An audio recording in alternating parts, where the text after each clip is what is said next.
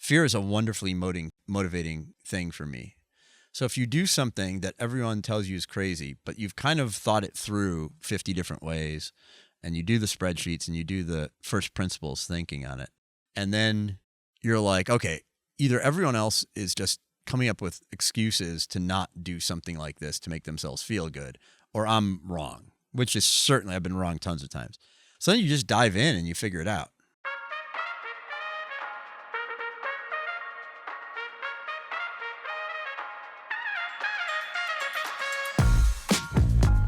Hi, I'm Jubin, partner at Kleiner Perkins, and this is Grit, a candid exploration of how hard it is to create, build, and scale world-class organizations. The goal of this is not to talk about how successful my guests are, rather a real conversation about the personal and professional challenges they have faced. If you're a fan of the show, please follow us in the podcast app, find us on any of the socials, YouTube, etc., or just tell a friend. Thank you.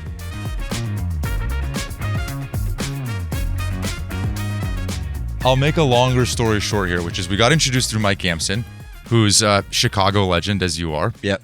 And I'm telling my girlfriend about who I got introduced to come on the pod. This was almost a year ago, maybe. I tell her, have you heard of Alinea? It's the #1 restaurant in the world. It's a Chicago legend. He sold this company called Tock. I'm telling her all about you.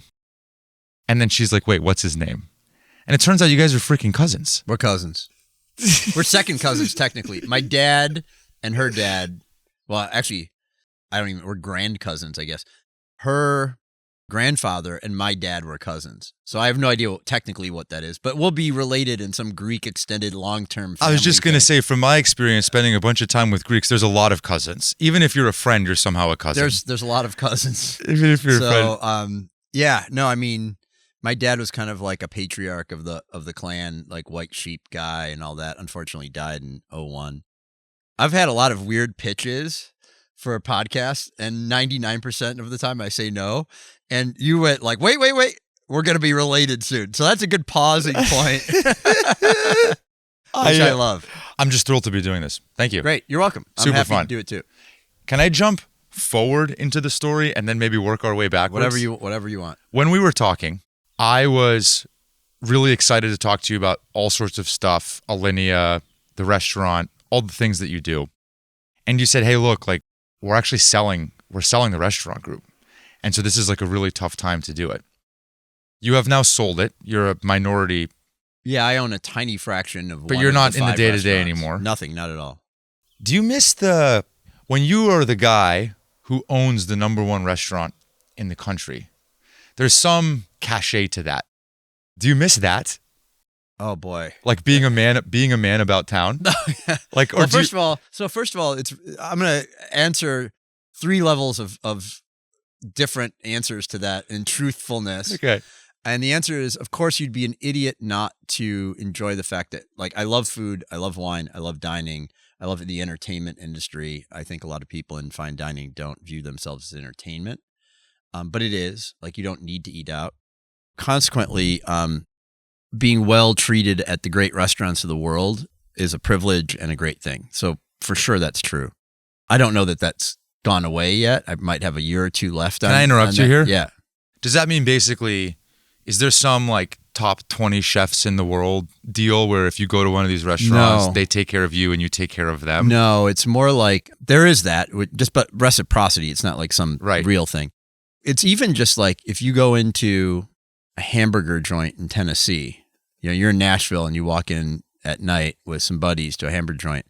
If that chef or owner loves what they do, they've probably heard of the Alinea Group. They've probably heard of Tock. They've probably heard me do some other podcasts or whatever. And so for the most part, within that world, I don't have much anonymity. Now there's tons of places that you go to get a pizza somewhere and but if they're aspirational, if they love the industry and they're aspirational towards being great in hospitality, they probably know of me or whatever. And then you get well treated. We were in Mexico in San Miguel de Allende last year, and we went to a restaurant. By the 3rd course, we started getting all this other stuff that we didn't order. Mm-hmm. And I was like, hey, I don't think we ordered this. And it was a completely random place, right? And no reservation, just walked in. Really nice place.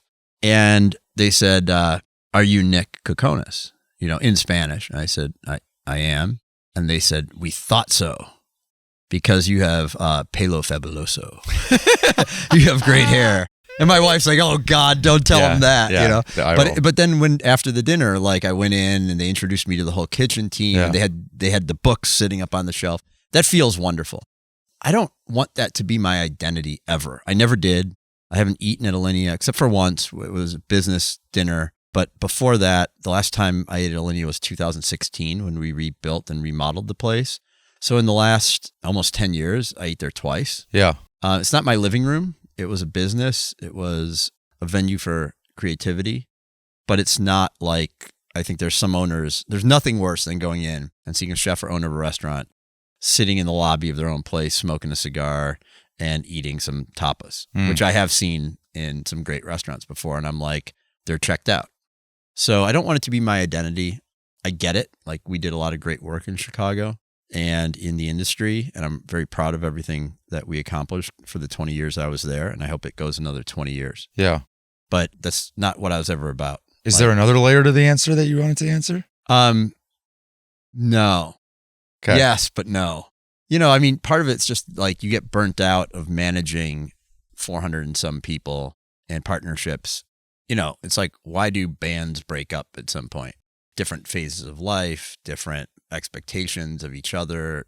People grow and change over 20 years. And after 20 years, I was just like, I'm good. I got what I wanted out of this. I think we created so many wonderful opportunities for people in the industry, both through Tock and through the Alinea Group, who have gone on to make amazing restaurants all around the country, all around the world. And even here in Napa Valley, I probably know, I'm going to go 20 people here who used to work at the Alinea Group, who are now running tasting rooms, vineyards, wineries, and where you're staying, one of the managers there is a former Alinea manager. That's very gratifying, but I'm 57 years old now. I don't need to keep doing that. Can I maybe take a guess as to another reason why you abstain the idea of your identity being wrapped in the restaurant? Sure. And the clout that comes with it. The reason that I was so excited to do this is one of my random heroes in the world is Shaquille O'Neal. Yeah. And the reason for that is because he's kind of a Renaissance man, meaning he started out as being this incredible basketball player. Then he had this incredible shoe line. Then he becomes this crazy DJ where he's like, yeah, he's having fun. Renowned as but he's doing a good job. He's renowned as a DJ now. And then he became a television commentator. And then he got into the restaurant industry. He's doing all of these things where if you ask Shaq, like, what do you do? Probably wouldn't even know how to answer it. And in my mind, maybe for you, like the equivalent of this is you started out on the trading floor. Yeah. Then you started your own hedge fund. Well, not really, but sort of, kind of. Not really. It was a trading firm. It was still proprietary. We had no real outside investment or anything. It was just partner money. Okay. And then you, with no restaurant experience, started the Alinea Group, which then became the #1 restaurant in the world or in the country? Well, it depends who you ask, right? On various lists, we've done both. Yeah. And then during that time, you start the reservation system called Tock. Yeah. Which was then sold to Squarespace and then Amex. For $400 million or so. 430 is the actual number, yeah. 430. Yeah. And that was done out of a necessity for something that you saw in the restaurant. Yeah. Part of me now is like, I don't think you're just going to sit on this vineyard. No. Part of me now is like, maybe the best is yet to come. Like, what if you do something else that's even better known than what the work that you did at Tock or Alinea? Look, it could happen. I will say that myself, my partners at Tock, like COO Jeff Kaplan, I like to name names and give credit. CFO Steve Bernanke, who's also a partner at the Alinea Group. There's not a day that goes by that one of the two of them and our head of engineering, who went to Bridgewater to become the head of ML there, Robin Anil, psychopathically great engineer and programmer, and good friend as well. One of those three people will call me about every 2 or 3 days. To do something. To go like, what do you got? Like, here's my idea for the day. It's a shitty idea, but I need to talk to you about it so we could get to the good ideas. For me, what happens, I think, for all of these things, if I wake up in the morning and like one of the first things I think about is the problem I was trying to solve last night, it feels then inevitable I got to do it. I can't not do it. And then you gather the team up and you gather these kinds of folks that are like-minded and like to build things. You know, when I first met Grant in 2002. He was a chef, Grant Ackett's the chef at Alinea and partner. In 2002, he was at a little restaurant called Trio in Evanston. And as soon as I met him and saw this place, I was like, oh my God, like we could build the best restaurant in America. Like, and I had never built a restaurant before, but I couldn't not wake up, or I couldn't not think about it every time I woke up. Every day I woke up, I was like, okay, like time to build a spreadsheet on how restaurants work. And instead of like consulting books and reading about like how service works in a restaurant or whatever, I just started going like, okay, let's build a model in a spreadsheet of like what restaurants should make if everything ran perfectly. And so I did all that. And then when I got to restaurants, I was like, well, none of it's working like that. So then you start tackling the problems against what you had as an ideal in your head, right? And that's how Tock came to be. And when I finally realized that like OpenTable and other competitors weren't going to build the things that I thought were obvious and necessary, I was like, okay, shit, now you got to build a software company. I sound like I don't want to do it, and sometimes I don't want to do it. Yeah. And it's where we're sitting right now. I had been watching this property for 5 years. And the price went down, then it went up during COVID, then it went back down, and then it plummeted. I know nothing about farming. I know nothing about irrigation systems. I know nothing about wells. I love wine. I've probably tasted, I'm going to go with 10,000 wines. Like, I know it sounds crazy, but like being in the industry and you know, drinking a lot of wine and being around people who love wine. So over the last 30 years, I've drunk a lot of wine and I'm thoughtful about it. Like, I don't just get hammered. I do that too, but I also just like wine, like food, and I've learned to cook. But that doesn't tell you anything about how do you make wine or grow vines. You know, you don't know about viticulture. So I think part of doing this and what was terrifying was starting from scratch again. But then as soon as you start digging in and going, okay, we've got olive trees. What do we need to do? Now, I should give huge credit to my wife as well, because she pushed me over the edge on buying this. And she is the gardener of the family, not me. And she knows all about all that stuff. And so she's been really pushing and leading that, with the exception of the vines, which I've been taking on. And of course, we hired professional vineyard management and all that, but there's a lot of choices to make. There's a lot of investment to make. So it's getting there. It's not there, but I think in 5 years, it'll be amazing. Can you share the story of the moment you bought the place? Yeah. I mean, we had some folks at a rental home in Rutherford. Some of them were great friends from Chicago who are in hospitality development for hotels and whatnot. One was a neighbor who used to be the CEO of a huge social media company that just happened to be in the house nearby, and a friend from college. And we were just out back eating pizza and drinking wine.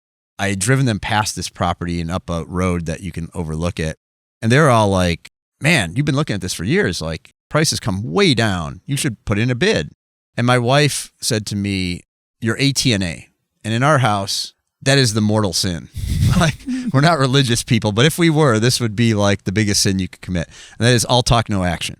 There's nothing worse than someone talking about stuff, planning stuff, saying something for 30 years. Someday I will save up money and buy myself a little vineyard and live the good life, you know, and take care of my body and my mind and drink blood orange juice from the tree that we're now drinking, you know. I called up the real estate agent and put in a really lowball bid. And then about 15, 20 minutes later, I got a call back saying, are you sitting down? They're hitting the bid. They're going to sell it to you at that price. And it was under land value.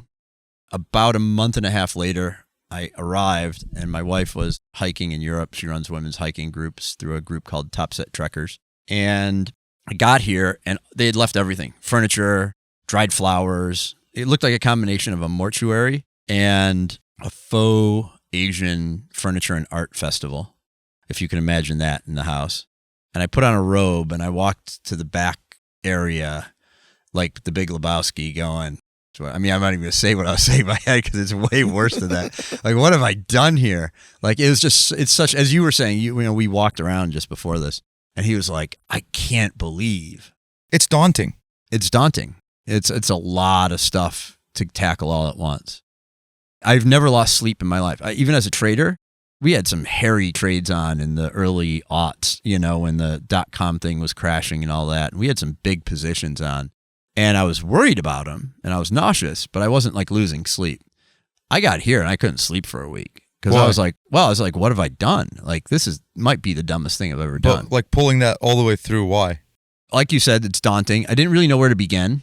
I didn't know what to do first because there was an infinite number of things to be done. Like, we have to redo the vineyards. We have to redo the orchard. We have to fix all the olive trees. And, my wife, to her credit, got here and just started pulling stuff out of the ground.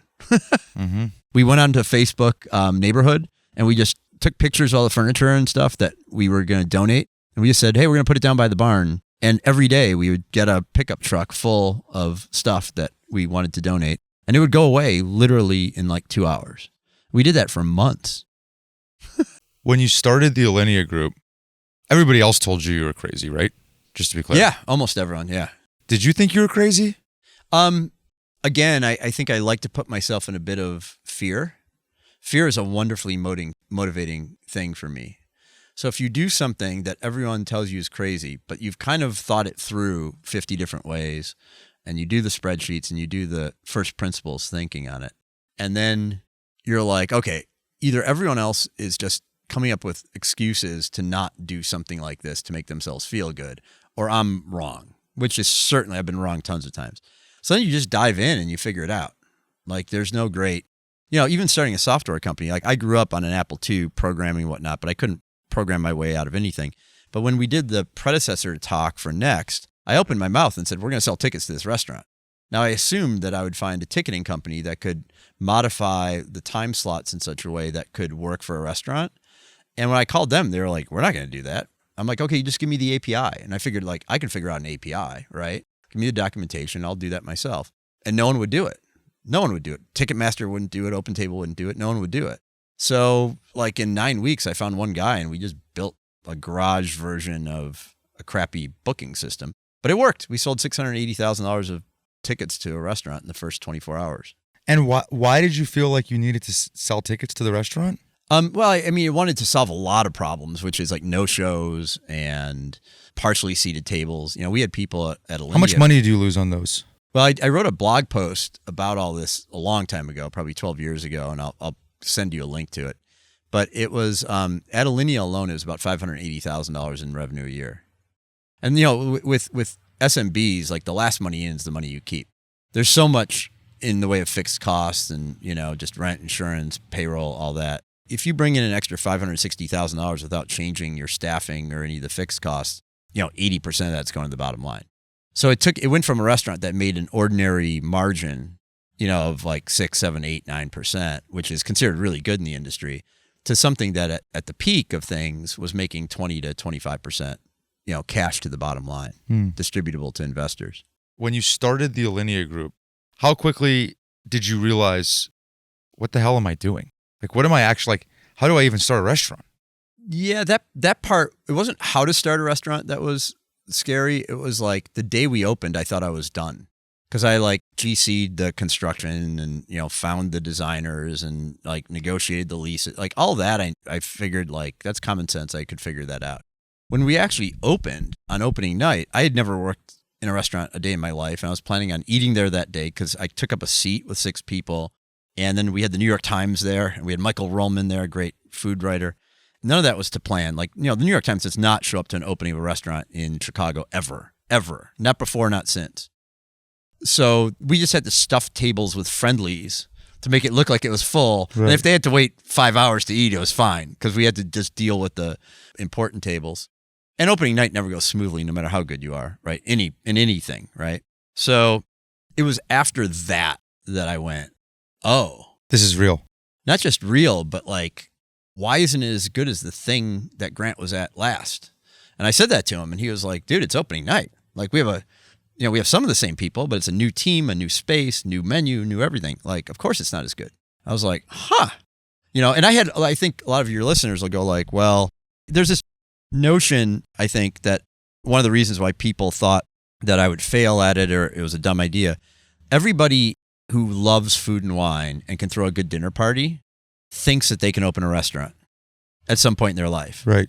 Or a bed and breakfast or something, like some version of that sort of hospitality thing. And then when you actually start it, you realize like, wow, the morning prep team's getting here at 5 a.m. and they're leaving at 1 p.m. And then a whole new crew is coming in at about 11 a.m. and they're here till midnight. And then you got to do the menu development after that for the next dishes and the next thing. In the morning, the nighttime prep, cleaning crews there and all that. So it's a 24-hour operation, and it's a lot of work, and there's a lot of personalities and a lot of people to manage. And honestly, I don't like doing any of that. Like, that's not what I feel like is my strength. I don't manage people I just don't enjoy it.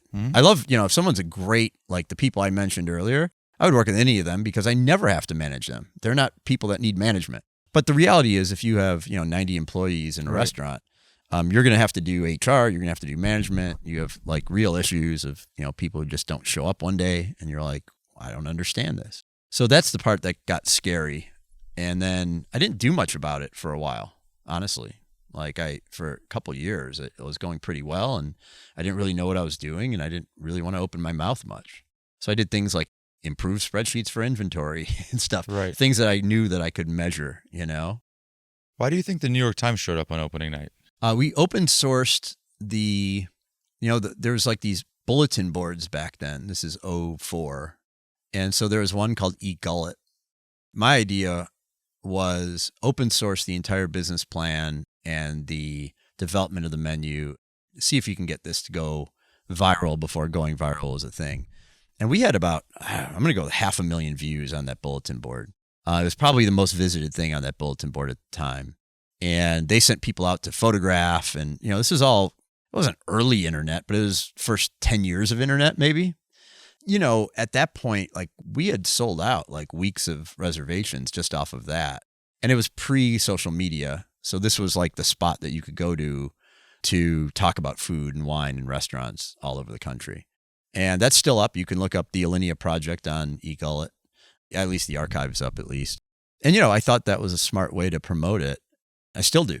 Like, I still think that's how people should promote their restaurants or anything else for that matter. You say the first couple of years were pretty smooth, but didn't Grant, your partner and head chef? Well, that's until that point, yes. 18 months in? It was about 18 months to 2 years in. Grant was diagnosed with stage 4 cancer.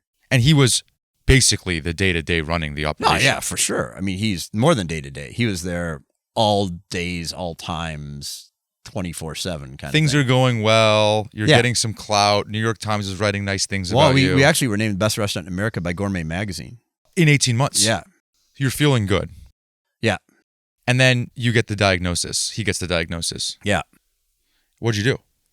Well, I mean, a lot. The first thing was to reach out to people who had similar diagnoses to see if there was anything to actually do.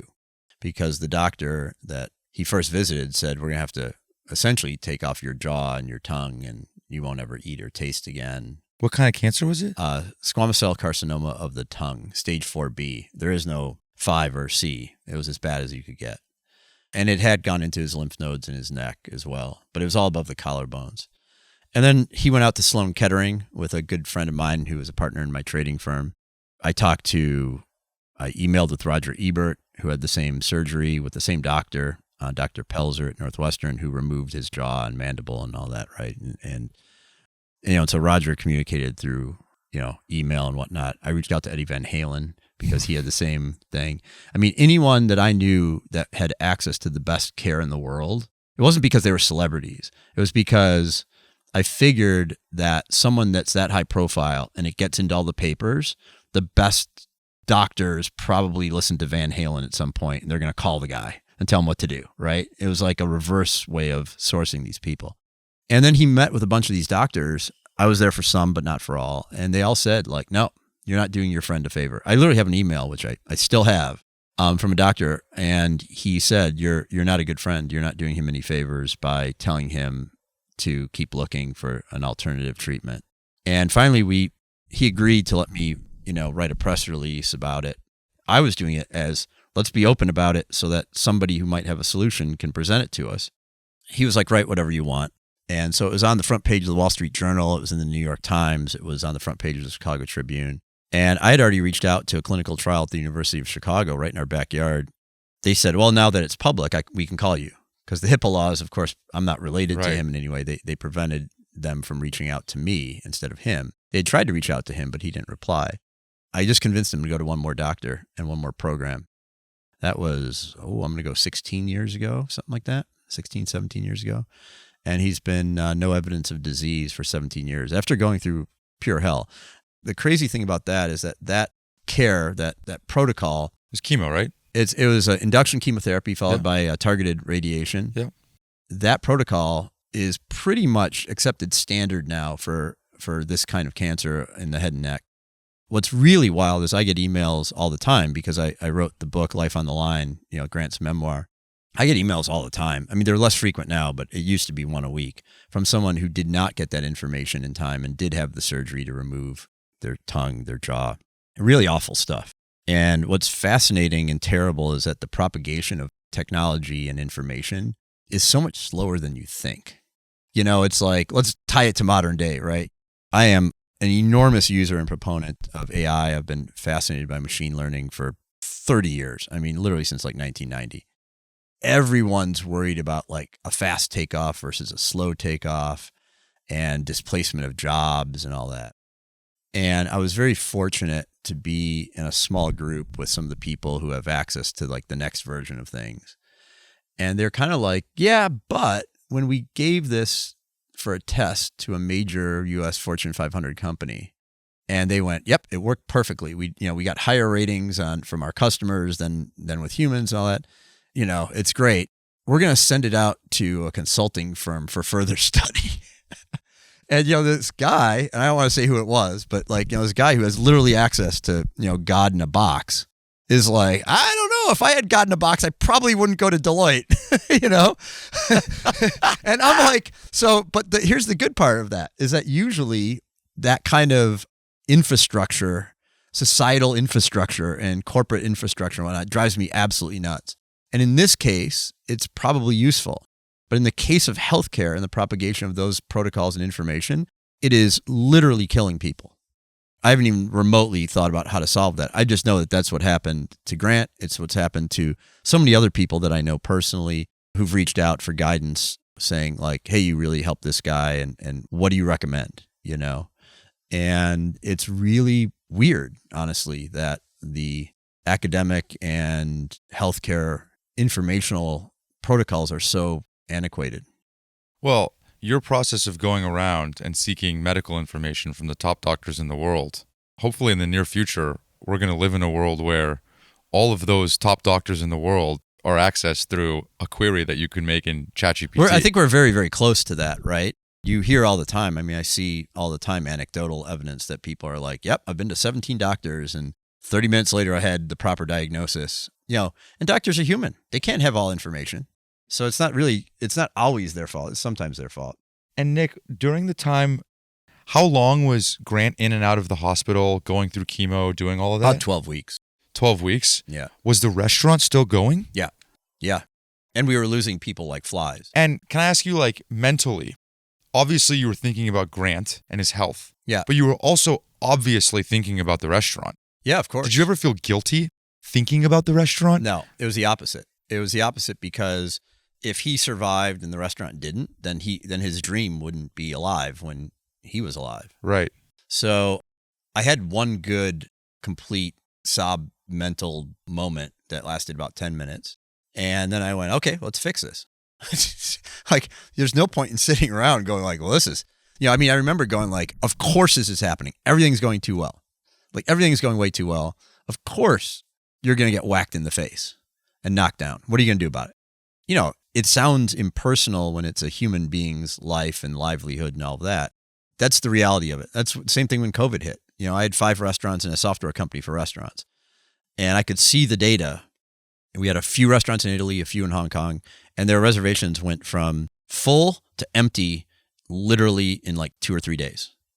As soon as like COVID started hitting Italy and people were dying, every single restaurant that we had on Italy, like there weren't very many, but they all went to zero. There was like 100% chance of going to zero.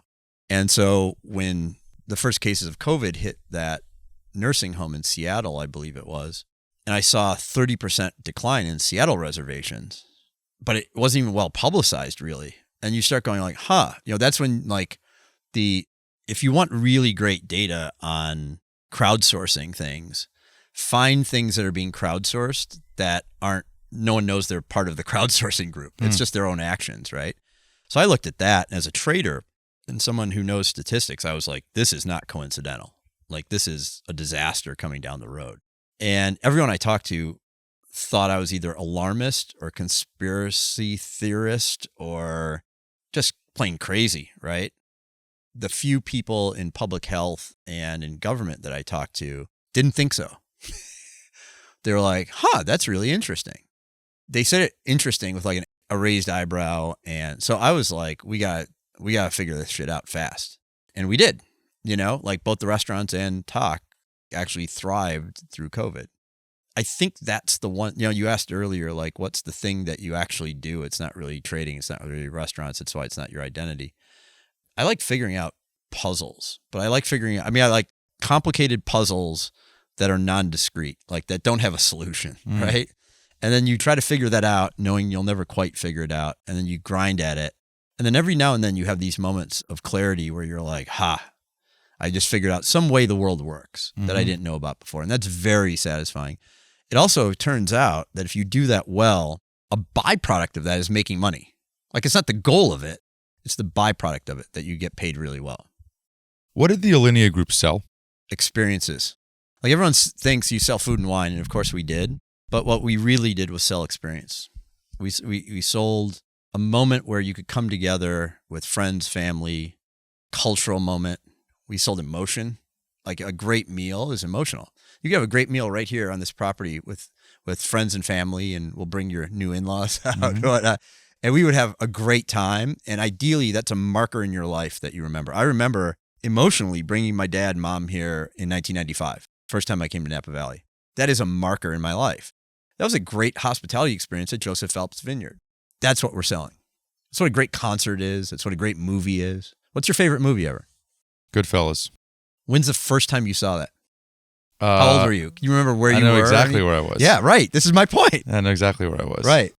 It's hard because I've seen it like literally 1,000 I know, but times. Can you since remember then, yes. the first time you saw it? Yes. And I remember the first time I saw The Devil Wears Prada, which is my second favorite movie. And I remember the first time I saw Batman. Yeah. Vividly. Yeah. But don't you think food, at least for me, like, I'm a huge foodie. I love food. Of all of the experiences, food is the highlight of every given day for me. Well, the thing I say is none of these other experiences you put in your mouth. Right. With the one exception. Right. And there's one other thing about food, and that is we all need it to sustain. If we're fortunate, we get to eat 2 or 3 times a day and not worry about it, right? And we know that there's millions of people around the world that do not. And that also our cultures and cultural identity is built around food and cuisine and dining. And so if I say to you, like, oh, what do you love about your trip to Japan? Almost always the first thing people say is, oh, we went to this restaurant, and then we had this little sushi place, and then we went to this yakitori place in Ginza and all that. So, but then here's the downside to that. The downside to that is that there's all this cultural baggage on it. So someone goes, I remember, this is something that we had for many, many, many years. And that was, people would go, how can you possibly charge $500 a person to go to an elitist institution like Alinea with a straight face and not be one of the bad guys? And I'd go, how can anyone go to a Chicago Bears game and spend $500 on shitty beer watching grown men tackle each other? Or how can you go to a Madonna or Taylor Swift concert and spend $500 singing vacuous pop music? That's just my opinion. These people are great artists. Yeah. And so at the edge of anything really good that has a cultural awareness, there's always going to be people that go like, well, yeah, no one should do that either. Or people shouldn't beat each other in the heads playing football or whatever. It became a cultural thing. There's a lot of, because it's food, there's a lot of baggage with that that's negative. Have I told you my favorite restaurant in Chicago? No. Okay, well, now I'm really skating on thin ice here with you. Sure. I can't wait to hear this. You. Right. And not only is it my favorite restaurant in... So I will say, let me just preface this by saying I can't react to it. Right. Because... You probably know the owner. No, because either way, no good comes of that. Well, I'm going to need you to react to it. And I'm going to continue to dig myself a deeper ditch here. And it's not only my favorite restaurant in Chicago, it's my favorite restaurant in the world. No, these are big words. Big. We might shut this off. It's Bavette's. Yep. Okay. Mm-hmm. The reason why, and I'll tie the story back to your point, the reason why Bavette's is my favorite restaurant is because when I walk in, I feel like I'm in a scene out of Goodfellas. Yeah, it feels that way. Yes. Does it not? Brandon Sodakoff owns it. Tell me if you think that's a good take or a bad take. So I agree. And what I was about to say is the thing that he does. So Armitage Ale House. I don't know if you've been there. He opened that, I'm going to go 3 years ago, maybe something like that. The second I walked in there, I went, the design aesthetic of this place is to make you feel an exact specific way. But Vets is made exactly to do that at a high level. It's hard to do and not make it kitschy or Disney-like, right? But Vets does that perfectly. I totally agree with that. So you don't think I'm crazy? I still think you're crazy. Okay. But for totally different reasons. Okay, fair. And the reason why, like, can I go through the experience? Like, you talk about the experience. It's your podcast. Special. Yeah. The experience of it, when I describe it to someone, the food is the last thing that I go to. Yes. You walk in, you're in a scene out of The Goodfellas. They have your table ready. It's dimly lit. The jazz music is at the perfect sound level. Yep. There's no white tablecloth. It's super dressed down. Yep. And it happens to be the best food in the world with amazing service. Yeah. The first time I went there, my waiter's name, this is similar to your Grant story. Yeah. His name was Julio. And after that meal, I was alone. I said, Julio, can I have a standing weekly here? Every Wednesday. I was alone in Chicago. Yes. I'd never been to Chicago before. It was one of the first restaurants that I tried. And he said, I don't know, I've never really been asked that before. And I said, every Wednesday, please, 7 o'clock in your section. There is nothing a restaurant wants to hear more than that. In your section. Yeah. And I told Julio, after almost a year of coming every Wednesday, because he's always wanted to live in San Diego. My parents live in San Diego. I said, when you move to San Diego and you move your family out there, we will open Julio's. And we will make bavettes in Julio's. Well, we should talk to Brandon because Brandon knows how to run a restaurant too. So anyway, so you think it's not a crazy take. But my point is, it's more about, I completely agree with you. There's that experience is better than basically anything that I could go through. The worst version of that is when you get all that feeling and then the food comes out. And I've had this happen. Especially at these fancy places. Everything is right. And they spent all this time, effort, and thought on that. And then for whatever reason, the food comes out and it's no good. That is one of those moments, and this has happened to me a couple times, not very often, where I go, oh, darn it. Like they've done everything right, but no one's coming back here, and they're not going to know why. And a lot of times, and this is true of everything, any industry, if you don't know what great is, you can't aspire to it. So sometimes people get all the aesthetics right. They get all of the details that you were talking about, the experience correct. But then the executive chef or cook or whoever it is, or the owner even, doesn't know what like the best version of XYZ is. The best coquille Saint-Jacques. Like, the best, steak au poivre. Like any of those things. And if they don't know how good it can be, they're not going to know what to fix. They might start fumbling with the music or thinking the waitstaff isn't selling properly or something. And so it's true not just in food. That's just an easy example, but it's true in all sorts of things. That if you don't know what great is and you haven't experienced it for yourself, you can't manage it. And so part of like life is and why I'm a big advocate for like the liberal arts as opposed to like, you can learn accounting. If you're a smart person, you want to learn GAAP accounting, give me 2 months and you can learn GAAP accounting. You don't need to go get an MBA for that. But if you read 19th century French literature, you're going to learn what a great experience is like, When you were going through the Alinea Group stuff, did you find yourself... What do you mean stuff? Meaning the experience. Yeah. Did you find yourself learning what great looks like and then taking that criticality and basically applying it to everything else?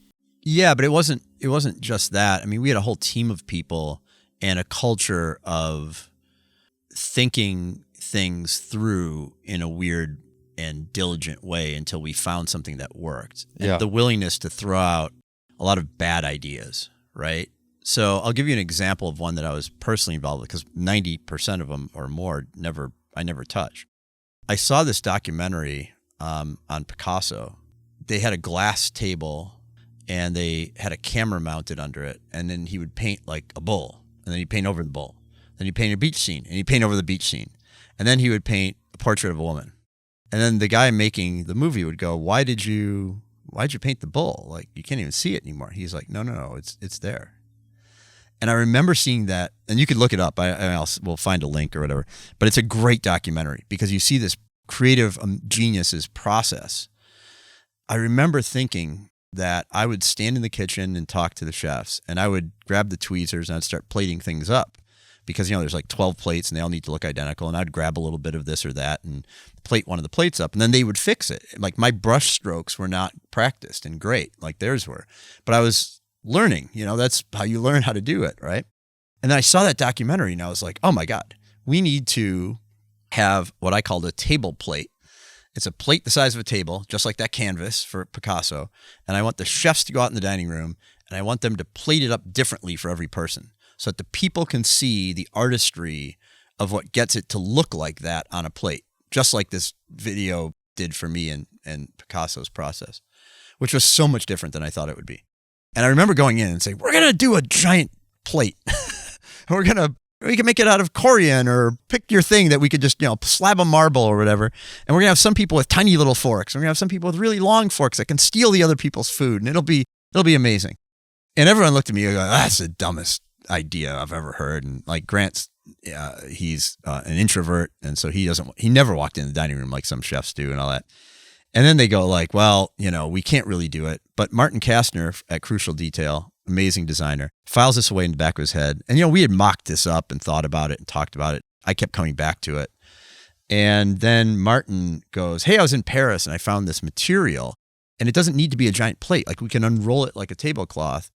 It's food safe and we can then roll it up and then wash it and use it again. So we did it for one table and they did a dessert on it and they painted it literally like Picasso. They took it very literally. And that's been on billboards and Netflix and Chef's Table and all of that for the last 15 years. That took 7 months to go from me seeing the documentary to them doing the one and going, well, we can never do that more than once a night, to doing 36 tables a night, to being an iconic piece of that restaurant. There are 100 of those ideas that we have thrown out like that one that never worked for a million reasons. I think that the critical piece of things is having a culture in an environment where you can give something like that as an idea and go, how would it make people feel when they sit there and they get to see this artistry right in front of them? And now, there's places copying that all over the world and all that, and they don't know. It's like they're so far in it that they don't even know the reason that they're doing it. They just know that this place in Alinea does it. The people think we put it on the table. It's not on the table, obviously, and all that. But it's an iconic dish of the restaurant and process and the experience there. But at the time, it was just like, man, I learned something from this documentary. Now let's apply that to food. Did you get full after eating it? I've never eaten at the Alinea Group. Oh, my pet peeve when you were talking about the food, like if the food's not good, even worse for me is if I go to one of these fancy Michelin-starred restaurants and I'm hungry afterwards. So I'll tell you why. Like, why the hell? I'm going to tell you exactly why. $500. No, I'll tell you exactly why. So this is going to sound also crazy. In really good modern cuisine like that, there's not enough fat and carbohydrates to make you think that you're full because you're a really fit American, but you're still a fat American. So you're used to having this trigger in your head that I know I'm full when I've had this much fat and this much carb. Yeah. It's like why you could go, I don't know about you, but if I have like sashimi without the rice, not nigiri, but sashimi, I think I could eat sashimi literally all day long. Yeah. And never feel like I'm totally full. I could eat a lot of sashimi. Yeah. Right. We figured out one time that we started getting some complaints from guests that I ate, I wasn't full. And then we actually did an analysis and it was 5,000 calories for a 20-course meal. And they're going, we're not full. We put bread and butter on the table and a fatty dessert. Can't possibly finish it then. So every restaurant that puts bread and butter on the table is tricking you into feeling like you're full. Now, I love bread and butter. I love that feeling.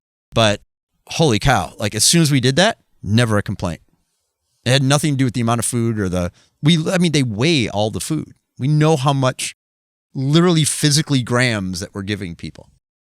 When you were in the midst of this all during the Alinea Group, how many years into Alinea did Tock start? I'm going to go with 9 or 10. Yeah. And then when you realized that Tock is not some side project, but actually a independent business. Well, I did the predecessor to Tock, the experiment in 2010 when we opened Next. And then in 2000. What is Next? I apologize. Next is a restaurant that every 4 months we do an entirely new cuisine based on time, place, theme, all that sort of thing. So the first one was Paris 1906. Like, you already know what it is. It's a vintage menu with French food from Escoffier from the Ritz Hotel in 1906. Then we did one called Childhood, which was all the favorites from childhood writ fine dining. We had lunch boxes and thermoses and notes from the teacher and notes from your mom and stuff like that. It was really fun, really nostalgic. So we did that, and I really wanted to sell prepaid reservations, which at the time I called tickets. And we did. We did tremendously well with it. And then in 2014, I had given a talk at Google, Dynamic and Variable Pricing for Time-Slotted Businesses, or Why Your Dentist Should Cost Less on Tuesday, which, by the way, is still true. We should geofence all of it. Your dentist and your hair, salon. You're saying everybody wants to go Saturday morning. Everyone wants to go Saturday morning, and everyone wants to dine at 7:00 Saturday night in New York and Chicago. So we did that, and it worked. And then I gave that talk, and a couple engineers there, started doing their engineering thing, and then I started showing them the derivatives on it and how much it lost. And then Brian Fitzpatrick, who ran Google's Chicago office, was like, "Yeah, I found the right person for you. I'm quitting Google and starting it with you."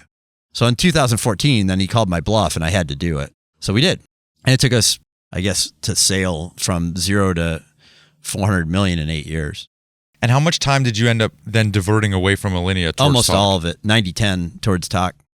Did you enjoy the act of building a software company more or less than the act of building a restaurant? I feel like they're the same thing. What do you mean? Going from nothing to something that works and solves problems is the thing that I love the most. Did you feel that way about your trading company too? Yeah. Yeah, I mean, I got down on the trading floor. I turned down job offers from investment banks because I didn't really like or understand the contracts. And I felt like I really wanted to be a quantitative trader, wanted to understand the markets, and wanted to make a bunch of money, bluntly, and didn't really want to be an investment banker. But like, once you go through their training program, they go like, "Oh, well, you're an analyst, or you're a this, or you're that." And I was like, well, if SocGen or Goldman or whoever doesn't see me like I see myself, I'm not going to have any control over that. And so I went down on the floor, had to fake my resume in the wrong direction because I had a college degree and graduated Phi Beta Kappa and all that. So I would go to like shitty jobs on the trading floor just to get access to the trading floors. And if I was applying for a runner, they're like, "No, you should apply to an investment bank, man. You got a stellar resume." Right. So I faked my resume. I was like, "Yeah, unemployed for 2 years, no college degree." They're like, "Perfect, you're a runner. Here's $6 an hour." Like, for real. That was my entree to just get access to the stadium, if you will, It felt the same. It felt like figuring out a puzzle. It felt, of an intimidating space. It's the most intimidating space. It doesn't exist anymore. But holy cow, like, you can't imagine what it's like in 1994 on a trading floor in Chicago. It is craziness. It is crass. It is awesome. But here's the crazy part, and I'm working actually on writing a treatment around this, a show around it. And that is, since then, I've done a lot of other kinds of business, and I've never found the level of integrity that you find on a trading floor. So you have guys who have moral depravity. I mean, they are morally depraved people. They are drug addicts, sex addicts, misogynists, everything terrible that you could throw at it. But if from 50 feet away you made a trade with them and they immediately lost 20 grand, and then you went to check it visually, with hand signals, 10 seconds, 30 seconds later, they checked that trade because otherwise no one would ever trade with them again. It was a self-reinforcing system. And some of those people, when I sold the Alinea Group last October, guys on the floor that were my absolute arch enemies, just couldn't stand the look of them because they were such a pain in my ass and they were so loud and so difficult and all that, found my email or found me on social media and was like, "Man, I've been following you for the last 20 years. Congratulations." Like, there's no place that had higher integrity like that. And it's like you went through a war together. So I'm telling you, you could make a lot of money building a trading floor to trade like peanuts for all these old guys my age, put them on a trading floor and let them go at each other. Like, I would pay money to do that at this point. I have dreams about doing it. It was just pure math, it was like a sport. And it was a sport that I got decent at. I wasn't the best, but I got pretty good at it. And then I saw how to apply technology to it in ways that other people didn't. Have you ever had time in your life where you're still, meaning where you're not pursuing some project? Maybe the question behind the question is, does that freak you out? When I'm in the heat of something hard, it's very hard. And I'm like, what did I do? Why am I doing this? And this is so hard. But when I'm not doing something that's in pursuit of, I don't even know what I'm pursuing, just running away from the ants in my pants, basically. Yeah. When I'm not doing that, it's a way worse feeling. This stillness feels way scarier to me and way more daunting. I will tell you what my wife said not just a couple weeks ago, which is, wow, I thought you were grumpy because you were stressed out about the Alinea Group or stressed out about Tock or whatever. It turns out you're just a grumpy shit.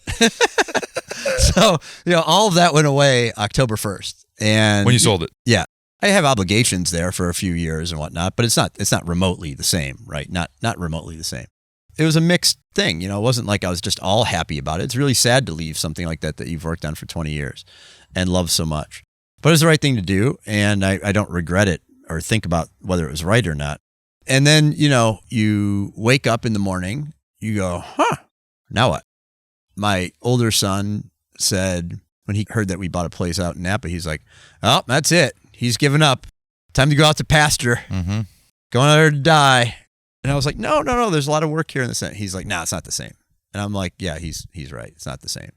So I am both working on some things, one which is really weird and exciting and fun and will become a thing, I think, I hope. And then a bunch of other things that I don't know which will stick yet. Can you talk even a little bit about the thing that you're working on that you're excited about? Yeah, I think it's time, and it's going to sound weird, and so it won't even make sense to people. But I studied magic a lot, magicians, like not like fake magic, like illusions, like engineering of magic tricks and stuff. Not because I ever perform magic, and I don't even practice sleight of hand or card tricks or anything like that. But I did it because there's a lot of human psychology involved. And so if you're selling a SaaS software product and someone on the other side gives you an objection, you could read all the sales books and there's common tactics and all that. But the guys and women who do it absolutely the best are magicians. It's called a trick. They're literally going to trick you, right? Like you're going to see a magician and you're going to see tricks. And the best magicians do it in ways that you suspend the disbelief, even though 30 seconds ago you were like, this guy's about to trick me. So I've read dozens of magic books going back to the 19th century. I have literally taught people some techniques that are used to shift attention, to convince people that an idea was their own and not yours and things like that. And it's fun. It's, magic for fun and profit, right? And I was watching this one magic trick by a guy named Nate Staniforth called the lottery trick, which was on YouTube. Has a lot of views. And it bothered me because it was so clean and so empty of space and so not. I knew how it couldn't be done, but I couldn't really figure out how he did it unless it was really rote and straightforward. And how he did it didn't really matter. There was one thing that bothered me, and that was that the lottery ticket was ordinally incorrect. So 5 people in the audience, 6 people picked a number from 1 to 60. All of a sudden, there's a lottery ticket in his envelope that had been sitting open all the time. Guy comes, takes it out, reads off the numbers that the audience said. And there are no stooges. Like you can tell, they're really audience members. But he reads it off in the order that the audience called it out. And the way lottery tickets work is that they always go for lotto, like low to high. So if you pick 14 and then 7, it will show up on the ticket 7 and then 14.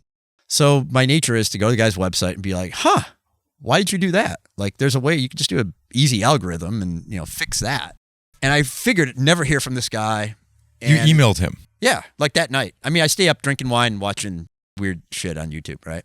And I spent like a week reverse engineering this thing. Like it bothered me. Like, how did he do it? How could you engineer it? What about the reversing of it?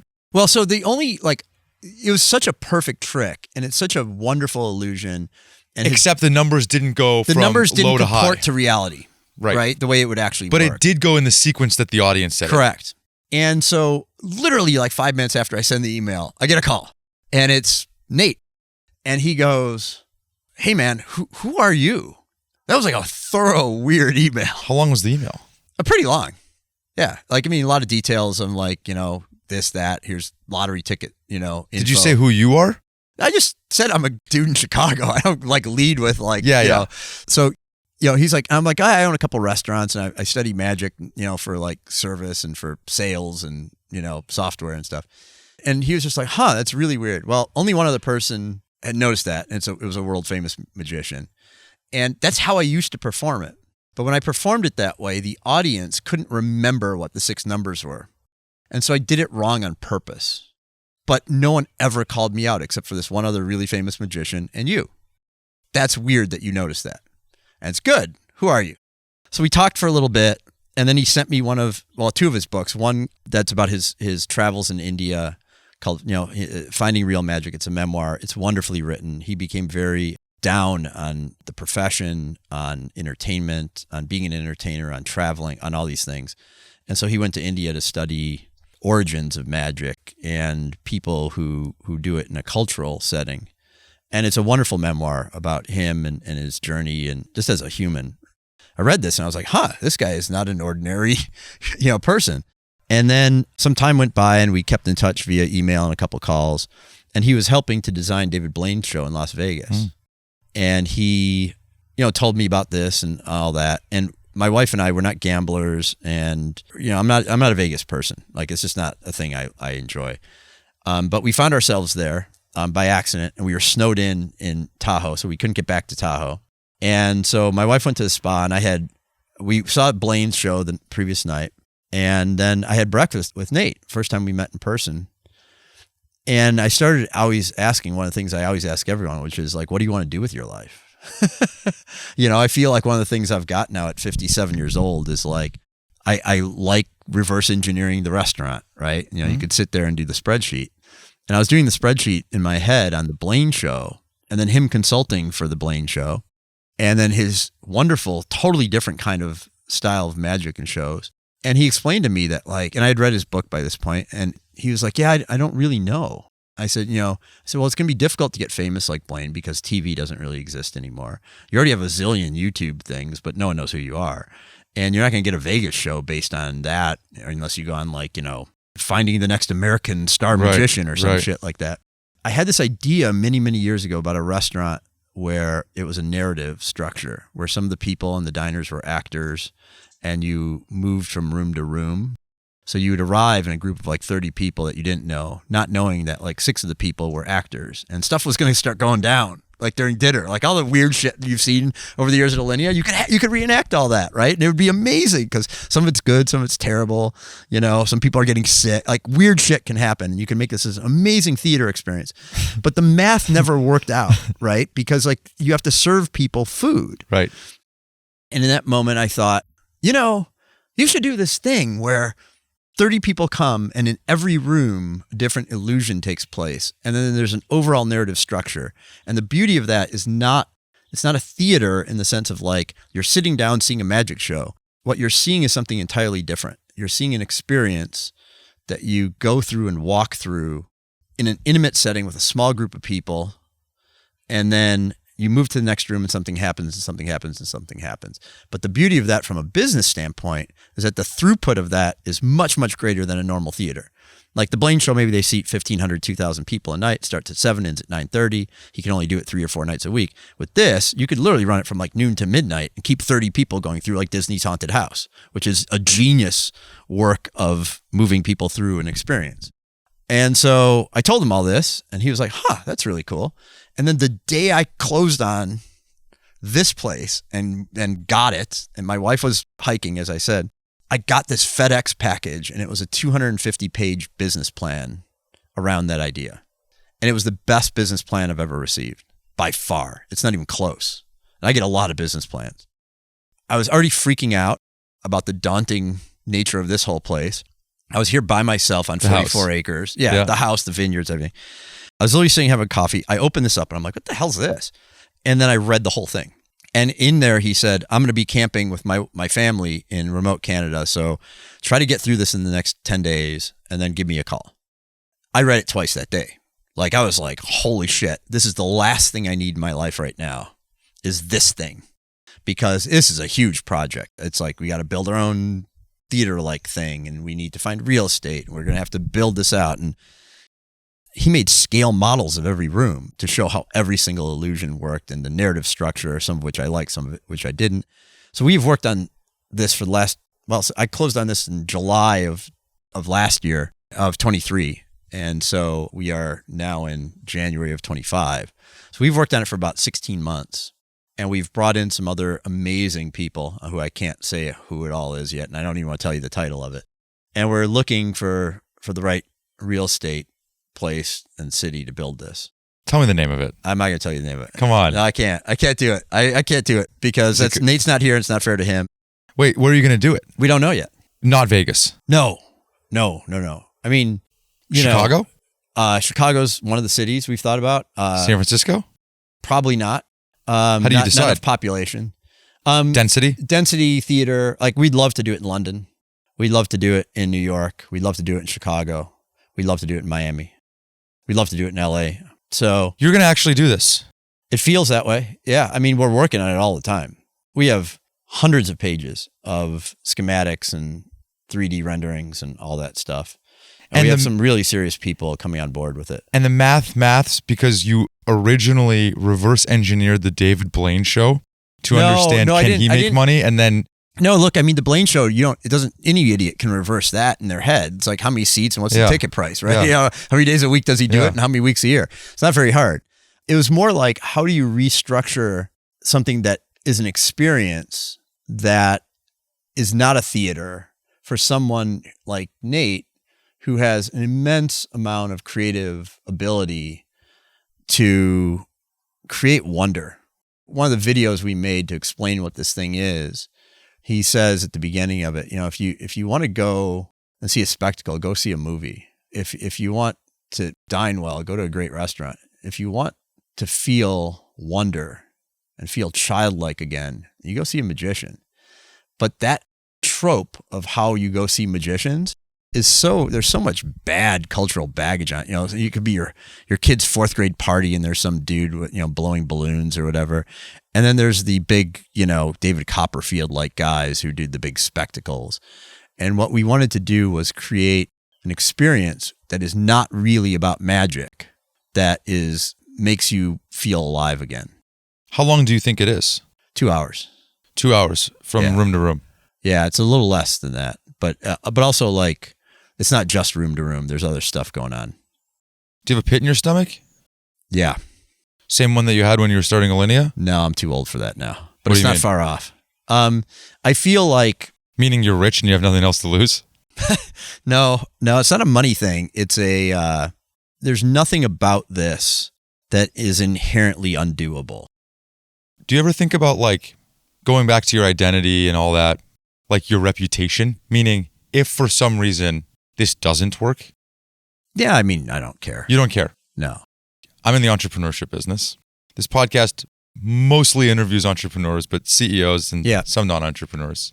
What I admire the most about entrepreneurs is a willingness, almost a disregard, maybe taken to the extreme, they relish this idea of being misunderstood by the outside world. And in your trading days, that's alpha. Something that is misunderstood, that you understand better than everybody else, is a secret about the world that you feel like that nobody else really knows. And the point of knowing this secret is that there is a cognitive dissonance between you and everybody else where most people think you're stupid and you have some conviction. I will say that because now of all the things we talked about and the fact that you even want to talk to me about them, one of the things that happens is I can say the dumbest shit in the world, and only the people that are my good friends, family, and people I've worked with could go, yeah, dude, you're nuts. This is terrible. Yeah. Right? And so those are the people that you rely on. Obviously, if you have a certain amount of success and you say like, hey, I want to do this, I'm thinking about doing this, there's a whole bunch of people that'll just tell you, dude, that's a great idea. Right. Because they just know that you can fund it and maybe it'll work, But what's interesting is that when we made like a little 3-minute video for ourselves really, but also to show to some other folks of this is what it is. Like, this is what we're building.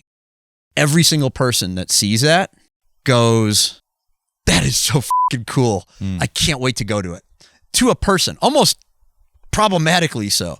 And literally we'll be out to dinner with somebody that, like we know are friends, just met, and my wife will go, have you told them about XYZ? I don't want to say the name. And have you told them about XYZ? I'm like, no, I'm not really telling people about that. She's, you got to tell them. Now, I will tell you that my family is the hardest judge of stuff.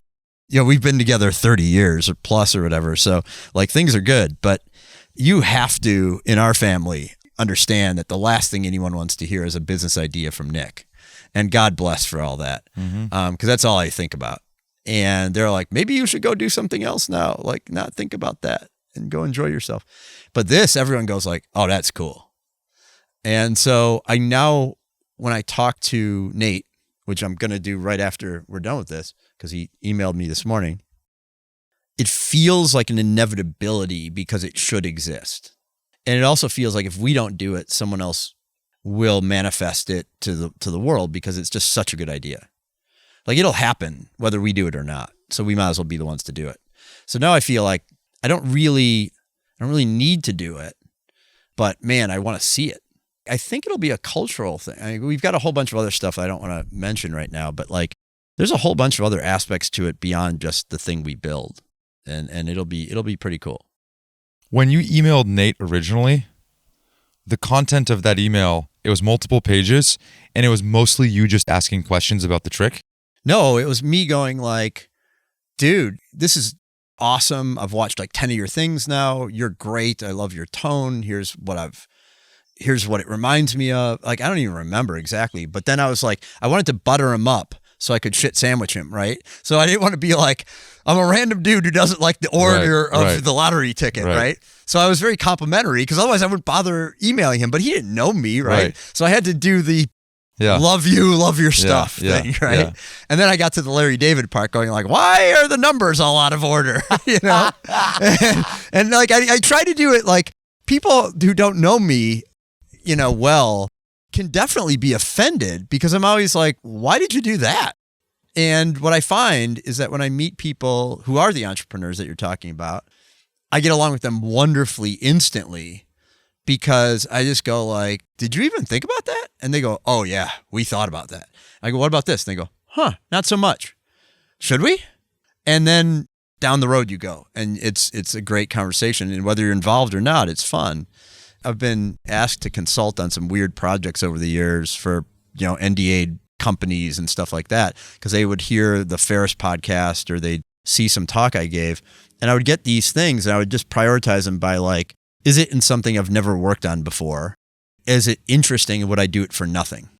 And if all the answers to that are yes, then I'm like, for sure going to do it. And then I learn a lot, you know, but most of the time I'm just going like, did you think of this? Did you think of that? I do it really quickly because they're first principle things. Like I'm not a consultant. I'm not going to be like, you know, we need to hire middle management to take, you know, the XYZ down 2%. Don't care. You know, it's the big ideas. And Nate's thing is like a big idea. Like he took our conversation and ran deep with it, which is great. When we were walking around and I asked you like, hey, you were in the middle of selling the Alinea Group and you're dealing with like 50 people on your property doing 100,000 things at once. Are you overwhelmed? You said, no, actually not really, because almost everything in my life is organized through email. Yeah. Which stuck with me.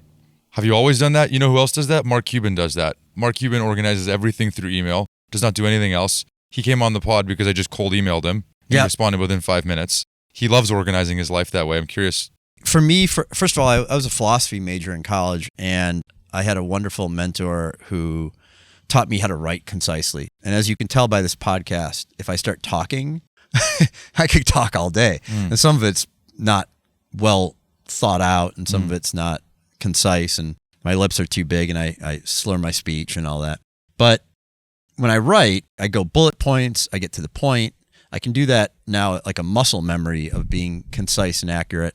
And also I find when I have meetings with people and you go back and think about, well, let's take some contemporaneous notes after the fact. It's never as good as an email. I don't remember where I first read it, but like I used to have that poster that said like this meeting could have been an email. And I put it in various conference room at Tock, and I was just like, why am I here listening to all this? This is an email. And I'm volunteering on some stuff now, and there's various boards and stuff. And they spend 2.5 hours on what really could have been a 7-line email, and we could just get to work. So I think people confuse meetings with work a lot. And the great thing about email is once you get to a shorthand with people, you can just go, hey, what would this be? And then you get a response. And then like 2 years later, you can go back and go, well, I don't really remember what I said there. Let's see. And also the people like, you know, various Not everyone's ethical. So it works to keep stuff in writing so that you know what they promised. Yeah. I just found it interesting that you were saying after this, you're going to go email your business partner in the magic experience. Yeah. I mean, I do talk to him because... Meaning most people's instinct is I'm going to go call him. Well, so we do talk to each other, and it's more like when we're riffing on an idea. You wanted an email? No, I want that to just chat because I'm not quite sure what my idea is. Like if I don't have a concise idea, then I'll blather with him and we'll think of something. But if I go like, hey, I'm looking at these 7 places in London for potential venue sites. What do you think of each of these? Why the heck would I call him and tell him that? Or have a meeting about it? Like, here are the 5 links. Tell me what you think. It's so much cleaner, you know? And I'm telling you, I'm consulting on this thing now, and it's driving me batty because they are studiously avoiding doing that. They want you on a meeting. Well, not just me, each other. Yeah. It is the purview of every bad organization to schedule 8 hours of meetings and 0 hours of work and then think that one is the other. But you're such a direct person. That's why I said I can offend some people. And you have no control over tone in email, do you? Not, at least not even close to... Oh, my tone in email is very clear, and that's like you're wasting my fucking time. Let's get to work. Like, and that, I'm telling you, I don't want to work with people who get offended by stuff like that. Like, I just want a group of people who are like, what's our goal? What are we trying to accomplish? You know, I mean, I've gotten a talking to, hey, like, you need to tone this down because we're trying to do X, Y, and Z. And I'm like, I think my tone was perfectly clear and we need to start kicking some ass or I'm just going to quit this consulting project. Can we maybe wrap up with a story that I read? Speaking of tone. Oh, God. Oh, no. Doing research on you was one of my more fun research projects. It was in the Chicago Magazine. Oh, God, what a hit case. I like Mark Caro, for the record, but he completely betrayed my trust. So you know what I'm talking about. Oh, yeah. There's a story in there about a critic that came to... John Mariani. Let's just name the fucker. Can you tell the story as it was told by him? And yeah, I don't even know how it was told by him because I read that article once and then like gave him a call and was like, you know, someone told me a long time ago that the press's job is to engender trust and then betray it. Mark worked with us for a while on what was supposed to be the Alinea cookbook, and then we abandoned it, and then we eventually did it. So I knew Mark pretty well. So Chicago Magazine was very smart to hire Mark to write a profile piece on me. And then they hired a really, really good photographer who is Chicago-based, but he's done Vogue, he's done all this stuff to do photography. And I should have had a clue. When I got to the photography studio, they had a cutting board and a hatchet, and they wanted me to lay my head down. For real, it's a picture in the article. As if my head was going to get chopped off on a chef's cutting board with a meat cleaver. But I didn't, weirdly, because I was like, this guy's photographed Malkovich naked. Like, sure, whatever. Like, that's cool. And then when the article finally came out, it was like, Nick Kokonas has enemies. And the answer is, I don't. In the course of... What a crazy headline. Yeah, in the course of like 14 years or 15 years of running restaurants that 2,000 people a week would dine at, you have a couple of outlier cases where something is really wrong. And I only ever made them public if they themselves made it public first or they disrespected our staff. Not me, the team of people who work there on the floor every night and were mistreated. We've had cases of sexual harassment against servers from major executives that I've personally booted out of the place because they laid hands on one of our servers. Totally unacceptable. Literally will hold that over that guy for his entire life. He's a piece of shit. Okay? And we have it on video. That's the most amazing part. The Kat Cora thing was all on video. She showed up the wrong night, drunk. Public record. Kat Cora's who? She's a chef, TV personality. Showed up a day later, right? Yeah. Would never have said anything publicly if she didn't put it on her Instagram. That what? That we mistreated her and didn't take care of her and she's a famous chef and all that, right? The reciprocity, you should have sat her. Yeah. And I mean, she has no idea where she showed up. Like, it's not Kat Cora restaurant in San Francisco airport, right? So I'm the dick because she was screaming and literally flipping off one of our best employees who'd been there for 12 years. Well, as soon as she put it on Instagram, I sat down and wrote it and took the screenshots and said, here you go. You want publicity? I will give you publicity. She was in rehab and divorced not long later. So there you go. John Mariani, when he first came to the restaurant, he denies this to this day, but it's absolutely true. And I put it in my book, in the book that I wrote with Grant. And this whole story's in that book. And the publisher was like, we're getting a cease and desist from, because they do fact checking on real people and all that. You have to get rid of that because his people are saying that if you publish this, they're going to sue you. And I said, I will indemnify you against the lawsuit personally, write up the paperwork. It happened. I was there. And what happened was he came in. The only time we could seat him was at 5:00. He absolutely was like, I've never eaten this early since I was a 7th grader, and sat down, and we had these beautiful wine lists, and he starts writing notes all over it. And they were titanium bound. Martin Kastner made 5 of them by hand. And we brought him a notebook instead and said, hey, please use this notebook. He wanted to be comped, free meal. He wanted a limo from the airport. And if you quid pro quo'd the guy, you ended up in Esquire magazine. And it wasn't just me saying this. Homaro Cantu, who is now deceased, sadly, he literally had faxes from him. And then they would threaten the small restaurateurs that if you put this out to the world, that it's quid pro quo without any evidence of it, or just this thing saying he wanted a ride from the airport or whatever. So he had a lifestyle business, And I think a lot of the old critics, like back in the day, were like that. The internet blew them all up. And now there aren't any of those folks. And then there were some awesome people like Ruth Reichel, unimpeachable, absolutely great writer, all the integrity in the world. Dana Cowan, when she ran things, great person, went on to do great things at Food 52. So there are great critics in the food industry and great writers. And this guy wasn't one of them. He was a total jerk. It didn't go well, obviously, because we didn't play his game. And so then you get like a bad review. It was a pay to play. Yeah, pay to play. So there's been 3 of those in 20 years. I don't have any enemies. He gave you a bad review and then then the article came out. Yeah, and then I don't even remember what he said. And then you wrote a teardown. No, I didn't. when I wrote the memoir, I just said this is how the industry actually works. Right. It was a terrible. I was excited that he was there. Hey, Esquire's sending their head guy to Chicago to dine at our little restaurant. This is great news, And then I met the guy and I was like, oh, I get what's going on here. And there's, all that's kind of dying out. The internet's killing that off. Do they tip you off when these food critics come in? So good critics, no.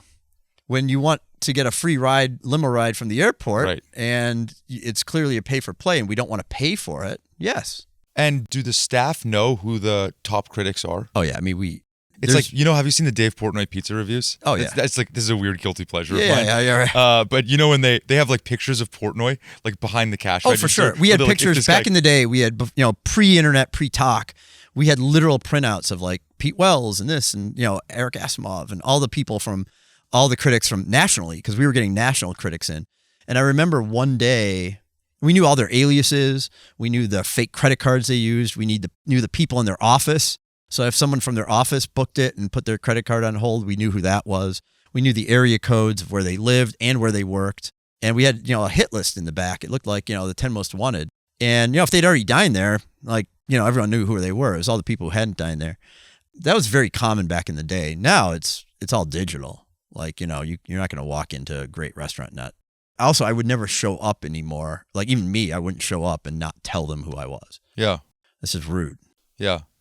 Thank you for doing this. Hey, it's great to meet you. Great to spend time. How much fun was that? I mean, this is this is incredible. I've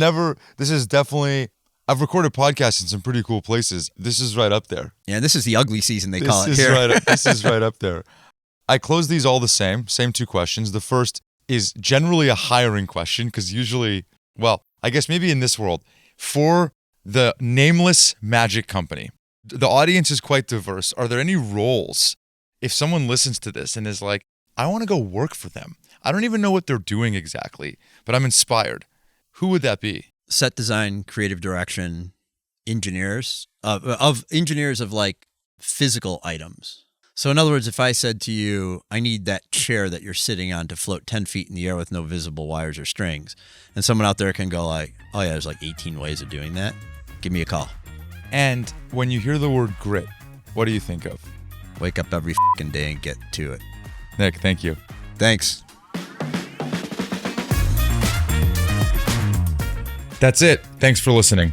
If you like the episode, please tell a friend and check back every Monday morning for a new guest, or go back into the archives where we've done more than 200 episodes with some fantastic folks. This podcast is a Kleiner Perkins production and was edited by Eric Johnson from Lightning Pod. Thank you.